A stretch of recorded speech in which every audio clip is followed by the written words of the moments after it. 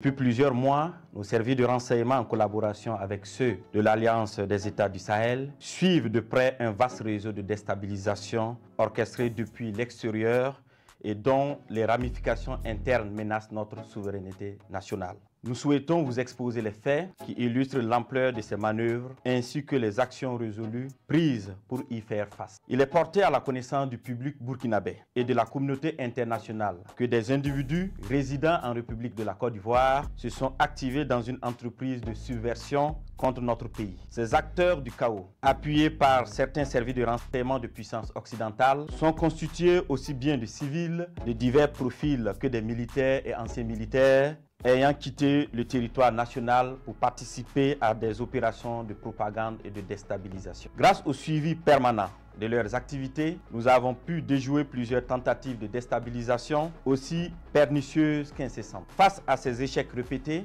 ces individus sans foi ni loi ont opté pour un énième plan. Ce énième plan consistait d'une part à signer un contrat avec des groupes terroristes baptisés les centraux et d'autre part à leur donner des formations spécifiques dans la zone du centre-est pour la prise d'objectifs qui ont été consignés dans leur contrat. Ils devraient en premier lieu mener des actions violentes contre des civils innocents, puis en second lieu s'attaquer non seulement à des institutions de la République, mais aussi à plusieurs autres points sensibles. La première attaque précurseur de cette opération était celle de Barsalgo, le samedi 24 août 2024, qui consistait à massacrer le maximum de populations civiles pour créer le désarroi et le chaos au sein de ces populations et ébranler de ce fait la nation entière, facilitant ainsi l'exécution de l'action principale. Le plan prévoyait l'infiltration de plusieurs groupes terroristes. Le premier groupe, chargé de mener l'action principale à partir du 29 août 2024, était composé de 150 terroristes venus du centre-est. Ils devraient se diriger vers la zone de Sapui, puis remonter sur Ouagadougou en vue de prendre le palais présidentiel sis à Koulouba. Le deuxième groupe devrait attaquer la base de drones militaires pour empêcher toute riposte de nos forces. Le troisième groupe, venu du territoire ivoirien, avait pour objectif de mener des attaques dans la zone de Mangodara pour disperser nos forces combattantes. D'autres groupes devraient cibler l'aéroport pour bloquer tout renfort extérieur, notamment la pose de tout aéronef ami. Durant ces investigations, nos services de renseignement ont été alertés de l'arrestation de deux individus suspects sans papier d'identité à un poste de contrôle à l'entrée de la ville de Niamey le 29 août 2024. Après des auditions rigoureuses, ils ont révélé être accompagnés d'un certain Akoshi qui avait déjà passé le 10 postes de contrôle. Ce dernier a été arrêté plus tard, le lendemain, le 30 août 2024, à la gare Rimbo à Niamey, alors qu'il tentait de s'échapper. Des vérifications d'identité faites, il s'est avéré que le dénommé Akoshi n'est rien d'autre que le commandant Ahmed Kinda, précédemment chef de corps des forces spéciales. Censé normalement être en stage au Maroc, il s'est révélé être le chef des opérations de toutes ces attaques tristement planifiées. Les deux individus suspects se sont révélés être en réalité deux chefs terroristes, nommés Ousmane Abdoulaye et Amadou Idrissa. Toutes ces arrestations ont permis de dénouer une grande partie du complot et de mieux comprendre les manœuvres visant à déstabiliser notre nation. Ils ont été transférés plus tard au Burkina Faso. Une opération spéciale antiterroriste a été dès lors immédiatement lancée en lien avec ces projets de déstabilisation. Les premières investigations ont révélé que ce complot était orchestré par des ressortissants burkinabés résidant à l'étranger, dont M. Aziz Diallo, ancien maire et député de Dori, travaillant actuellement en Centrafrique au compte d'un organisme international. Il est l'un des cerveaux présumés de cette conspiration. Sous le nom de code Ahmed le Centro, il est en contact avec un groupe terroriste de l'État islamique au Grand Sahara et UGS à travers un de ses oncles installé dans la ville de Dori. 2. Monsieur Ousmane Moumouni Raouni Diallo, oncle de M. Aziz Diallo, ancien combattant de l'EUGS, ancien coordinateur des négociations avec le groupe terroriste sous l'ancien président Damiba. 3. M. Aziz Dabo, ex-agent de l'Agence nationale de renseignement ANR, en fuite, connu sous le nom de code Lionel. 4. M. Abdoulaye Bari, connu sous le nom de code Le Voyageur. Il est le lien entre les puissances occidentales, les terroristes et la partie militaire. 5. Un certain Serge Maturin, journaliste nigérien d'origine ivoirienne, représentant Le Voyageur au Niger. Il a hébergé le commandant Ahmed Kinda la nuit du 29 août 2024 pour lui permettre de s'échapper et devrait faciliter également l'infiltration de tout le commando à l'est du Burkina Faso. M. Abdoulaye Bari lui avait demandé de garder par devers lui 4 téléphones satellitaires de marque Touraya destinés aux opérations funestes. 6. M. Djibril Yipene Bassolé, ancien ministre des Affaires étrangères du Burkina Faso. 7. M. Newton Ahmed Bari, ancien président de la CENI. 8. M. Alpha Bari, ancien ministre des Affaires étrangères du Burkina Faso. 9. Le commandant François Zungrana, alias César. 10. Le commandant Herman Zongo, qui renseignait sur les positions des vecteurs aériens et des mouvements de l'armée. 11. Le commandant Joanny Compore, ancien directeur général de la SONABI, qui recherchait des drones kamikazes. 12. Le colonel Zala, travaillant dans le système des Nations Unies en Centrafrique. 13.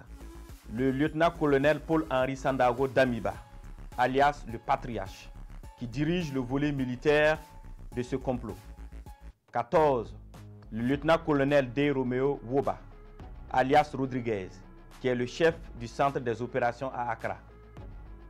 15.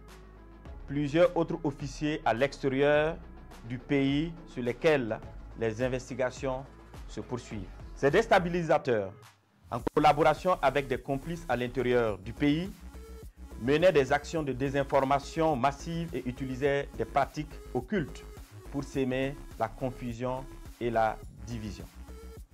Plusieurs marabouts ont été consultés par M. Abdoulaye Bari, alias le Voyageur, qui s'est fait aider par le sergent-chef Tendano, alias Taylor, ancien élément des forces spéciales qui sera arrêté plus tard par nos services de renseignement. Ce dernier donnait des renseignements à l'ennemi et avait en charge de recruter des éléments pour les opérations de déstabilisation. Il a en outre pris contact avec son père, marabout très connu dans la zone de Bogandé, afin qu'il travaille à ce que les infiltrations des terroristes se passent très bien. Suite à l'arrestation du commandant Ahmed Kinda, alias Akoshi, et des 2 chefs terroristes, il avait été convenu dans un premier temps de ne pas divulguer l'information pour permettre ainsi nos services de découvrir toute l'étendue du réseau. Les communications interceptées ont révélé l'implication de plusieurs opérateurs économiques dans le complot. Des enregistrements de ces communications seront bientôt diffusés au public dans les prochains jours. D'autres leaders de la société civile participant aux échanges via un groupe WhatsApp dénommé IB Dégage sont également impliqués dans cette vaste entreprise. La plupart des réunions de planification se menaient au Ghana, dans le quartier Ashkimota, à l'hôtel Jidi Lodge à Accra. Certaines autres réunions se menaient à Tamale, en présence de M. Abdoulaye Bari, alias le Voyageur, et du lieutenant-colonel D. Romeo Woba, alias Rodriguez. Dans un second temps, il avait été convenu que le commandant Ahmed Kinda, alias Akoshi, le sergent-chef Tendano, alias Taylor, et les 2 chefs terroristes, accompagnés de l'une de nos équipes, montrent le site de stockage de leurs équipements et de leurs matériels divers. Ce lieu, sous la garde des terroristes à la solde du commandant, a été localisé non loin de la ville de Tenkodogo. Une fois sur place, ceux-ci ont tenté de s'échapper, mais des échanges de tirs sont suivis, au cours desquels ils ont été neutralisés en sus de plusieurs autres terroristes. Les autres déstabilisateurs, loin d'abandonner leur funeste entreprise, ont décidé de peaufiner un nouveau plan lors d'une réunion qui doit se tenir normalement au Nigeria le 27 septembre 2024. Il s'agira pour eux de recruter de nouveaux terroristes, en sus de recruter 500 mercenaires en provenance d'un pays européen pour des attaques à grande échelle à Ouagadougou visant à semer la terreur. Toujours dans leurs prévisions, ils ont décidé de tuer tous ceux qui s'opposeraient à leur action en faisant référence aux populations dans le cas où elles se révolteraient. Ainsi, pour préserver leurs familles et leurs proches de toutes les représailles des populations contre eux, ils ont décidé que chacun d'eux exfiltre sa famille et ses proches avant le début de leur opération. Grâce aux informations recueillies, nous avons pu identifier les participants prévus à cette réunion de coordination à venir au Nigeria, parmi lesquels devraient figurer 1. Le commandant Ahmed Kinda, alias Akoshi. 2. M. Abdoulaye Bari, alias le voyageur. 3. L'ancien DG adjoint de l'ANR, radié des cadres des forces armées nationales, M. Ouedraogo Sekou. Le lieutenant-colonel D. Romeo Woba, alias Rodriguez, ainsi que des personnes issues de ce pays frère qu'est le Nigeria, qui sont impliquées dans cette sinistre entreprise. Tous devraient faire jonction avec M. Gibril Yipene Bassolé et certains éléments des services de renseignement occidentaux. Fort de ces informations avérées et au regard de la gravité extrême de ces actes, il a été décidé de maintenir l'opération spéciale afin de neutraliser toute personne qui tenterait de semer le chaos dans notre pays. Des instructions fermes ont été données pour rétrocéder au service de renseignement burkinabé l'ensemble des dossiers initialement judiciarisés afin de reprendre les auditions. À l'endroit des familles et des proches de ces terroristes, il leur est conseillé de les dénoncer, de les dissuader de poursuivre dans cette voie destructrice et de se départir formellement de toute action subversive. À l'endroit des familles et proches de ces terroristes, il leur est conseillé de les dénoncer, de les dissuader de poursuivre dans cette voie destructrice et de se départir formellement de toute action subversive. La récréation est terminée. Je répète, la récréation est terminée.